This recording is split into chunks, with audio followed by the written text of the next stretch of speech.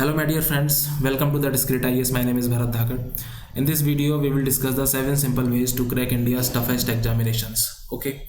और ये toughest examination का मतलब है यूपीएससी सिविल सर्विसेज एग्जामिनेशंस। तो हमारा जो पहला क्वालिटी है वो है क्यूरियोसिटी। क्यूरियोसिटी क्यों ज़रूरी होती है? Because it will develop a internal driving force with in you. और ये क्यों ज़रूरी होता है? बिकॉज आपको नहीं पता कि यूपीएससी की जर्नी फर्स्ट अटैम्प्ट में एंड होगी या फिर सेकंड अटैम्प्ट में एंड होगी या इससे भी ज़्यादा नंबर ऑफ अटैम्प्ट्स आपको लगने वाले हैं।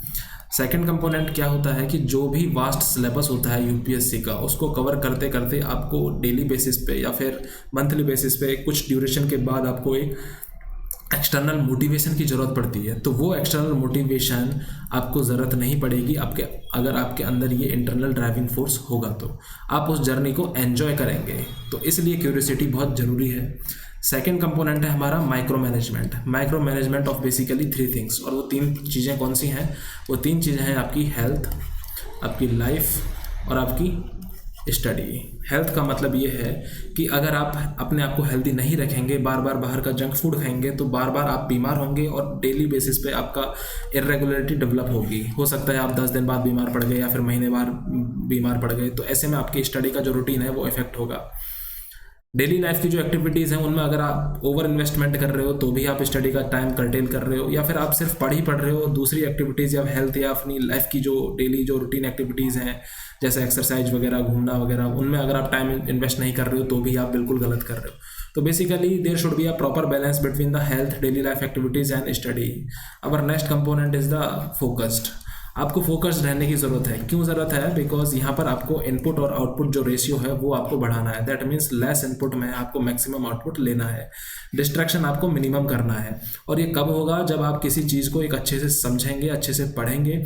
आपको ये नहीं करना है कि आप 16 घंटे किताब लेकर बैठ गए और आउटपुट आप 10 घंटे का भी नहीं निकाल रहे हैं। तो बेसिकली जितनी देर के लिए भी आप किताब लेकर बैठे हैं उतनी देर में आपका प्रॉपर प्रोपोर्शनली इनपुट आना चाहिए, आउटपुट आना चाहिए। कोरिलेशन बहुत ज़रूरी है। यहाँ पे यूपीएससी में आपको रोट लर्निंग से काम नहीं चलने वाला है। यहाँ पर आपको लिंकेज डेवलप करने पड़ेंगे, बैकवर्ड लिंकेजेस, फॉरवर्ड लिंकेजेस, चीज़ों को मल्टी डायमेंशनल तरीके से आपको देखना पड़ेगा। यहाँ पर आपको जो थीमेटिक एनालिसिस है वो आपको करना पड़ेगा कि बेसिकली इश्यू बेस्ड जो अप्रोच होती है वो आपको डेवलप करनी पड़ेगी कि क्योंकि ये आईएएस जो एग्ज़ाम है ये एक इम्प्लीमेंटेशन बेस्ड एग्जामिनेशंस है। यहाँ पर एक सिंपल रोट लर्निंग से काम नहीं चलने वाला है। डिसिप्लिन, ये फोरमोस्ट थिंग है। डिसिप्लिन का मतलब है कि आप डेली जो भी रूटीन फॉलो कर रहे हैं उसको रेगुलर बेसिस पे मेंटेन रखना ही डिसिप्लिन होता है।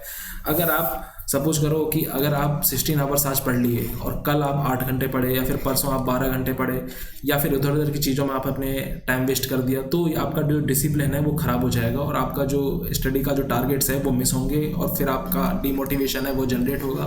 फिर आप एक्सटर्नल मोटिवेशन के लिए वेज सर्च करेंगे। तो बेसिकली ये विशियस साइकिल है अगर आप डिसिप्लिन फॉलो नहीं करेंगे तो।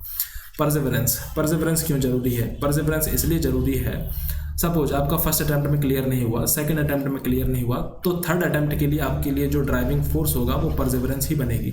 परसेवरेंस के साथ साथ आपके डेडिकेशन भी होना चाहिए कि आप इस जर्नी में क्यों आए थे और क्या लेकर जा रहे हो। दैट मीन्स आप इस जर्नी में सोचकर बहुत कुछ आए थे, लेकिन आपको अगर अचीव नहीं हो रहा है तो आपको वापस राइज करने के लिए एक फोर्स की ज़रूरत होती है। तो वो परसेवरेंस ही आपको क्रिएट करके देगा।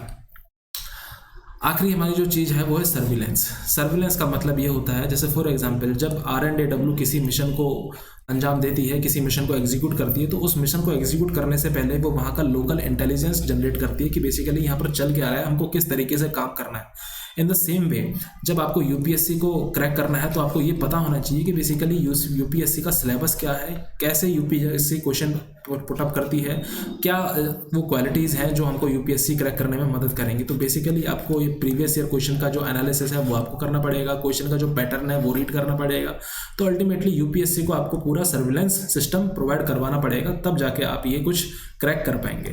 तो बेसिकली आई होप आपको ये वीडियो पसंद आई होगी। सो ending this video, thank you so much.